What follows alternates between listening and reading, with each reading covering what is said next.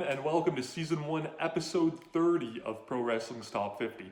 I'm your host, Travis McNeil, and today we continue our countdown of the top 50 matches of 2020 with match number 21 on our list, which is the WWE Universal Championship match between the champion Roman Reigns and the challenger Jey Uso from the WWE Clash of Champions Gold Rush event held back on the 27th of September. This is a match that is both simultaneously, more WWE than any other match I can think of, but it also breaks the mold a little bit for what they would normally do, despite kind of being formulaic, if that makes sense. And I'll elaborate a little bit as we go forward. So this match had a phenomenal video package leading into it that just showed, the history of these two being family. They did a really good job building this match up. I've always been a fan of, I'll say, like B-show pay-per-views like this one, having championship challengers that, you might not expect to win, but, it creates a unique match. And I'd much rather that than, rematch after rematch after rematch. I love seeing tag team guys get shots as singles. So I thought it was really cool that Jey Uso got a title shot here.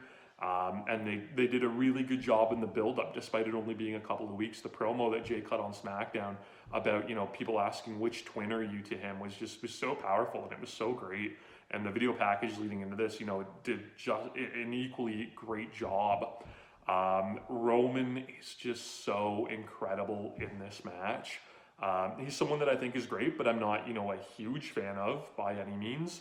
But man alive, is he a good heel. He was just so arrogant here, and he was so good and so intense and scary all at the same time, right? Very much in a way that I described Brock Lesnar, in the Royal Rumble video, a couple of spots ago on this list, where he has a lot of layers to him and a lot of depth, and he can do a lot of different things, and he incorporated them all together in this match. And just subtly too, which again is weird, because I think WWE, when they try to go with melodrama, which is all this match is, it's a bunch of melodrama, they beat you over the head with it. And I feel like they kind of did here, but Reigns was so good, and there was enough subtlety to a lot of it too that I really didn't find it overbearing, which I was quite surprised about. I loved this match initially. I was a little worried to rewatch it, and I thought it was just as good, maybe even better, to be quite honest. It really held up. And just the subtle stuff. So they start the match out with, a lockup, and Roman breaks clean. And Jey Uso proceeds to do, his kind of like Rikishi, like popping and locking dancing. And Reigns felt disrespected by that. You could tell just this shift in him where he was just incredibly pissed off. And then when they went back, he didn't break clean. And he made Jey pay for that, for not taking him seriously. And that's the story of this match. He wants to be taken seriously, and he wants to be acknowledged of, as the pride of the Samoan family, and, the tribal chief, as they, WWE kind of put that tagline on it. They would just do stuff where Jey would get, a shot, and Reigns would hit him back, 3 times as hard. Roman would beat him down, and while he's beating him down, would talk about beating his ass while he was doing it, right? Roman would no-sell a chop and then just destroy Jey. There was just a lot of that stuff where Jey would get these, kind of quick little hopes, and Roman would shut him down. This led to a really good sequence, and really the only bit of extended offense that Jey got in this match, where Roman missed a charge, hit his shoulder off the post. Jey hit a couple dives and a super kick for a good near fall. Reigns was kind of rocked a little bit, had to pull out, like a Rough Rider, which is a move that I've never seen him do, which again was kind of cool and unique, because it subtly was showing like Reigns kind of came into this match expecting to win, and Jey threw him off guard, and he had to use something different because, he was giving him more of a fight than he thought he was going to.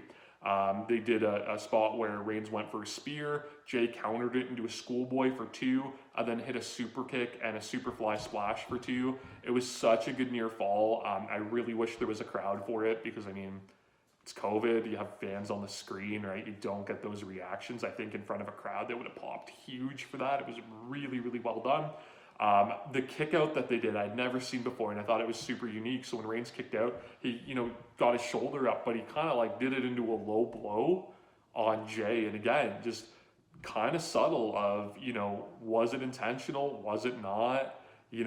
Reigns is cocky and arrogant and thinks he can steamroll Jey, but did he have to use a low blow for it? Again, it was just, and they didn't, they didn't oversell it, and they didn't, beat you over the head with it again, which I give them credit for. It was different than, how WWE would normally do something like that. So finally, they go into, a very elongated kind of finishing sequence, where all of that melodrama really built up. But again, Reigns was so good. He was just so menacing, and it went a long time, but it had this like uncomfortable feeling to it, which I thought really worked. And it's why, I was actually asked by somebody on Twitter, when this match first happened, and I said that I liked it, of, well, how can you like something like this, but then, like the Gargano and, Ciampa cinematic match, how come you didn't like that? It's kind of the same. At its core, it is, right? So that's why, like I said, this is kind of like this new WWE formula when it comes to all this melodrama. But the difference is that Reigns delivered it so well, right? He did it so well that it made me feel uncomfortable. Whereas, Gargano and Ciampa, it feels cheesy and hokey, and I want it to end. This, was kind of like, when is this going to end? This is kind of gritty and it's gross, and I feel a little skeevy about it, and that's a reaction that it should be getting from me, right? So again, Reigns hits a spear, doesn't cover, wants to be called the tribal chief. He's just so great. He's trying to make Jey say it to the camera. He's mugging to the camera saying, this is my WWE.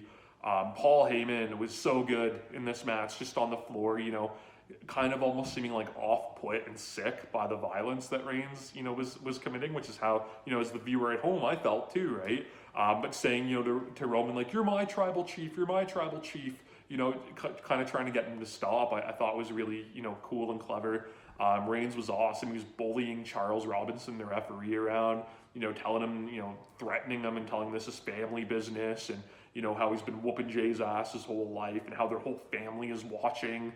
They ended up, having Jimmy Uso run down with a towel, and Jey did a great job telling him not to throw it in, calling him John, right, pulling that curtain back a little bit, which again just felt real. And Jimmy, ended up throwing in the towel. Reigns didn't stop the beatdown at that point. He almost seemed like he was in a zone and didn't even know the towel was thrown. And Jimmy kind of dove in there and said, you're the tribal chief. That's what you wanted, right? You're the tribal chief, and to chill and to, stop hurting his brother. And Paul Heyman again came in, almost seemed like he was gonna, vomit and put the lay on Roman, who was just, just so arrogant as the show went off the air.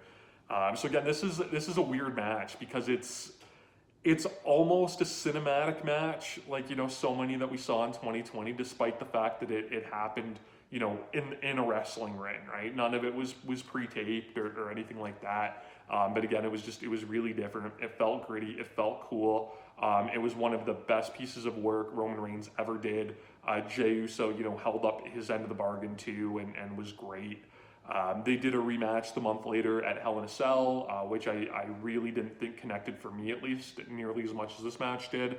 I worry a little bit that this match is going to ruin my street cred by me having it placed so high on this list, but it really was that good. I really enjoyed it. I think it's a great piece of work. You can watch it on the WWE Network, of course. Please subscribe to the channel here on YouTube. You can follow me on Twitter and Instagram at Wrestling50. And please join me again tomorrow as we continue the countdown of Pro Wrestling's Top 50.